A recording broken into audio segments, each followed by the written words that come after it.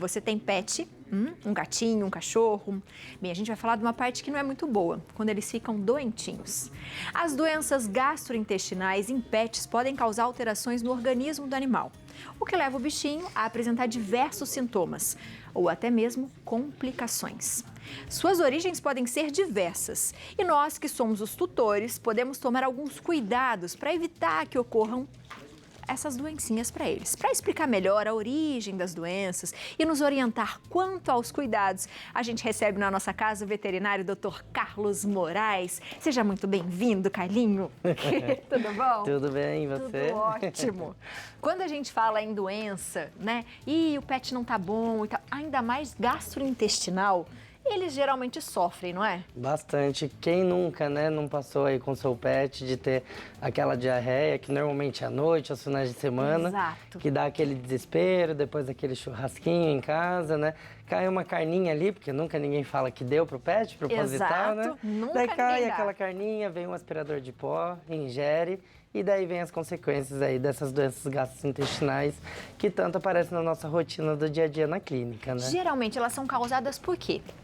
Então, as causas são inúmeras, né? Então, a gente sempre tem que investigar para saber realmente qual é o tratamento específico que a gente vai estar fazendo, né? A grande maioria das vezes acaba sendo uma gastroenterite alimentar, né? Hemorrágica ou não, que é quando tem a presença do sangue, né? Mas existem outras causas, como verminose, doenças virais, né, predisposição, neoplasia, câncer intestinal, gastrite, daí uma infinidade de doenças, né? Então, por isso que é importante a gente lembrar que a gastroenterite, ela é um sintoma de várias doenças. É um né? sintoma. Isso. E a gente tem que identificar. Como a gente consegue identificar, por exemplo, uma verminose? Daí, como é que eu vou saber o que meu cachorro tem?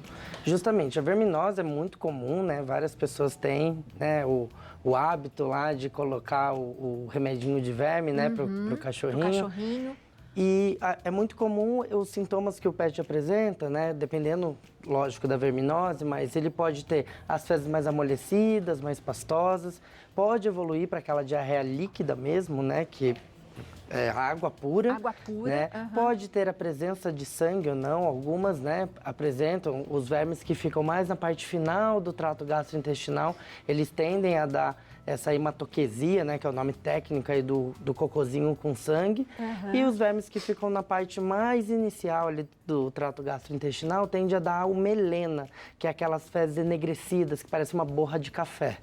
Né? E daí tem outros vermes que causam coceira, prurido na região anal, então aquele cachorro que põe o bumbum no chão e sai raspando, que o pessoal adora fazer meme com os coitados, né? Às vezes pode estar relacionado também com verminose, né? Então a gente tem que investigar para saber qual é o verme que a gente está lidando ali com aquele pet e fazer um tratamento direcionado ali para eles. Tem alguns que são mais comuns?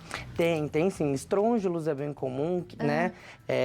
Tem aqueles que parecem uma minhoquinha, que o pessoal fala, saiu um monte de minhoquinha nas fezes, né?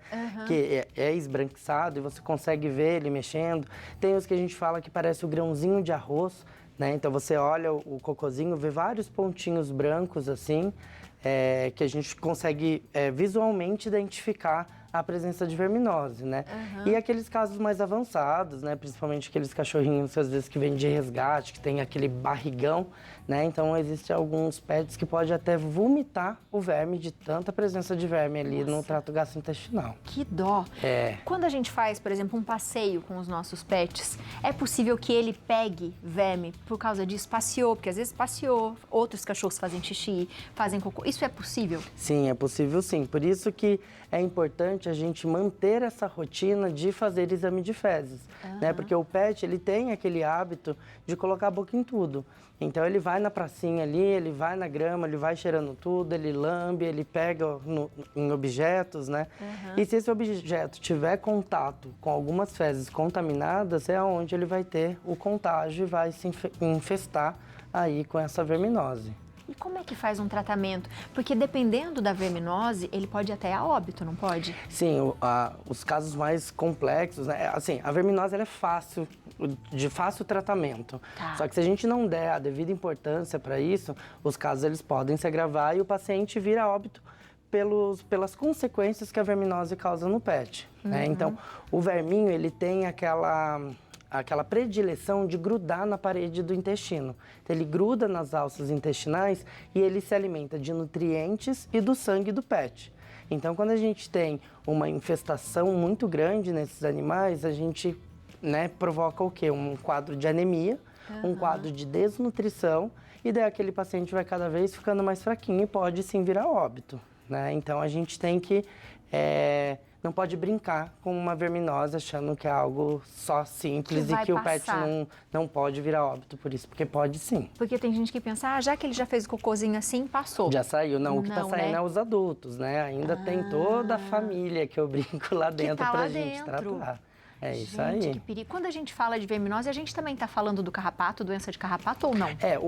A gente divide, né, a verminose como parasitas internos e os parasitas externos, né? Então, os parasitas externos seria pulga, carrapato e sarna. Os internos seriam os verminhos aí que se alimentam do sanguinho do pet, dos nutrientes das alças intestinais. Então, para fazer o tratamento, o que a gente tem que fazer? Exame de fezes. Exame de fezes. Isso.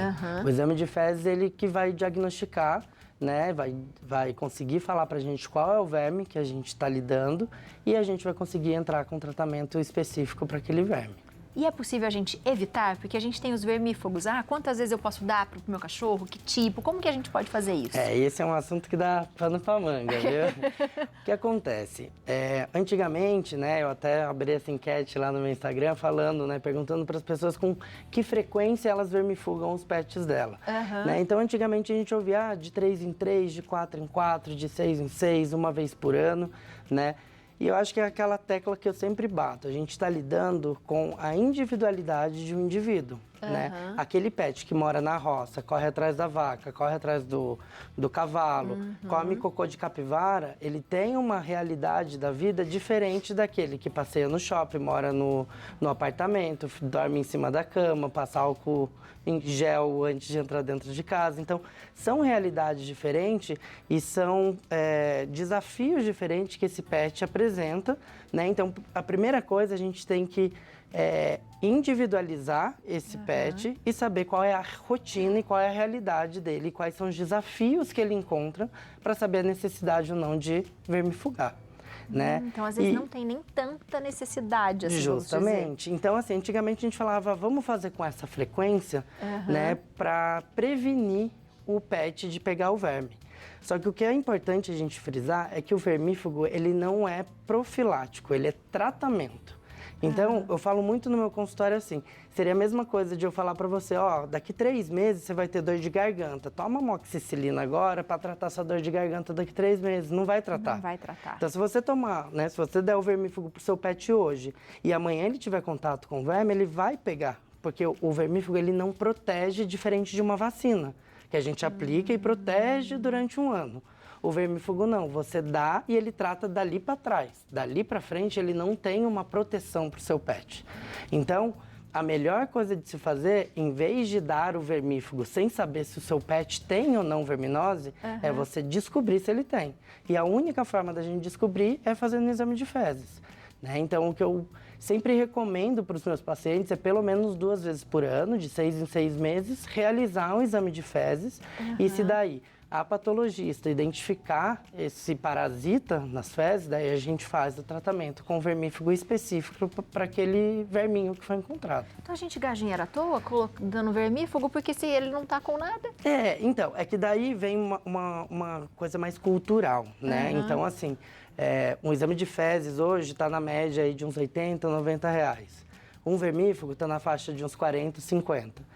Então, antigamente, como o pet não era esse membro da família, né? Ou até para as pessoas que têm uma renda um pouco mais baixa, que não dá para fazer o vermífugo e tratar, as pessoas acabam indicando mais o tratamento, né? Mas uma vez que você fica dando medicamento para o seu pet sem necessidade, a gente tem que lembrar que existe uma coisa que é resistência medicamentosa. Então, às vezes, a gente fica dando aquele remédio e quando ele realmente precisar, né, eu brinco que os verminhos vão fazer um brinde e vão falar, eba, pronto, vermífugo, vencemos. né? Porque está acostumado com aquele princípio ativo. Nossa, né? faz todo Então, sentido.